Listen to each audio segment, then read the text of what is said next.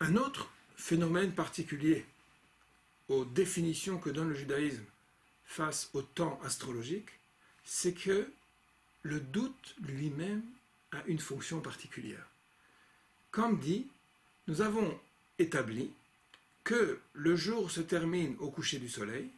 Nous avons également établi que le jour suivant commencera seulement à la tombée des étoiles, Tset HaKochavim, et c'est seulement à ce moment-là que le jour du lendemain commence. Mais par définition, nous venons de fixer qu'il y a un temps qui n'est pas dans le temps, ou plus exactement, un temps qui est par définition frappé d'un doute.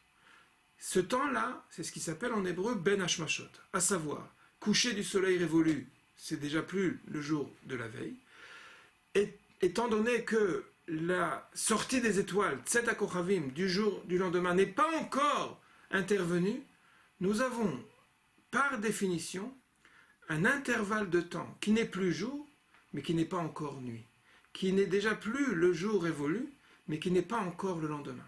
Ce temps-là s'appelle Ben Hashmashot.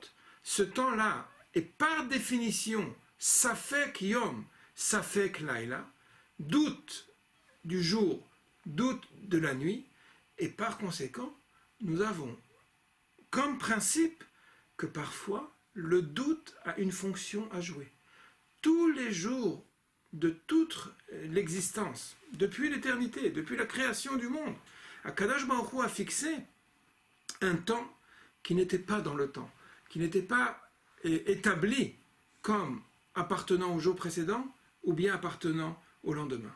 Ce temps-là s'appelle Ben Hashmashot et nous allons accomplir et établir quoi faire avec cette définition-là.